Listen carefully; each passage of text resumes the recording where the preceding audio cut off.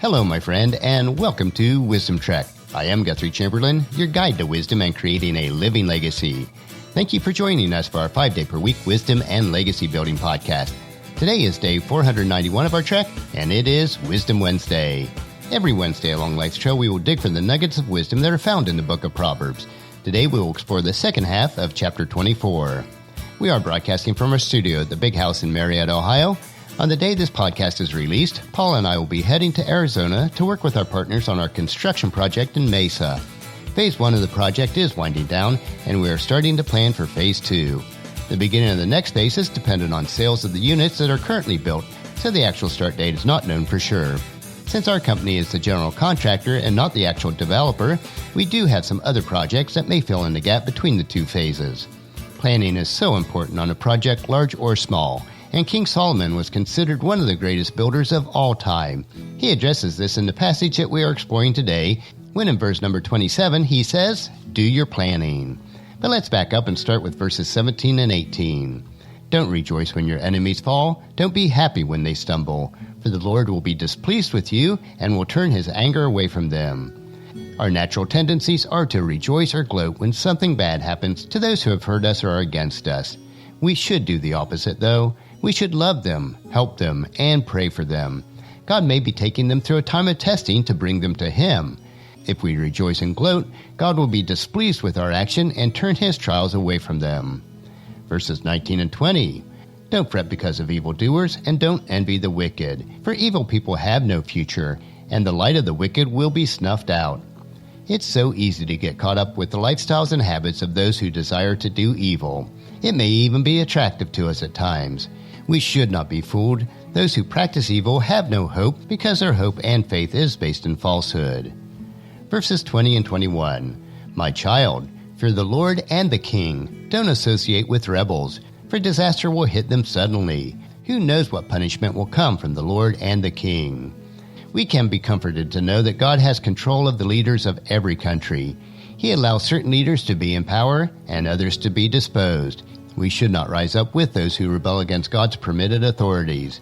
This is especially true in free countries, where we have the opportunity to vote and participate in the process. If we do associate with those who rebel, we should not be surprised if we also suffer the consequences of our actions. Verses 20 through 25. Here are some further sayings of the wise. "It is wrong to show favoritism when passing judgment. A judge who says to the wicked, 'You are innocent,' will be cursed by many people and denounced by the nations. It will go well for those who convict the guilty. Rich blessings will be showered on them." Injustice in any setting is disliked by God. This is especially true when it happens in the legal system. God is justice, and we are created in His image, so justice should be very important to us. Justice should be important to us in all situations. When we take justice seriously and practice it, then we will be blessed in many ways throughout our lives. Verse number 26. "An honest answer is like a kiss of friendship." As we have referred to previously, honesty is always the best policy. To be honest and compassionate is like having a close friend you can depend on and trust. Verse number 27. "Do your planning and prepare your fields before building your house." This is an interesting verse because common thinking would be to build shelter first. Solomon was the wisest person of all time, and he had a different thought. In planning, if you invest the time to build your house first, then you will miss the planting season, and therefore you'll not be able to harvest in the right season. The logic is to prepare fields first, and while the crops are growing, then you would have time to build your house. And once the house is built, then it will be time to harvest. The logic is there when you think like a farmer and practice the law of planting and harvesting. Verses number 28 and 29. "Don't testify against your neighbor without cause. Don't lie about them. And don't say, 'Now I can pay them back for what they have done to me. I will get even with them.'" We are not to be deceptive to family, friends, or anyone that we know. We should not create rumors or tell lies about anyone. We should never seek retribution against others, even if they have wronged us.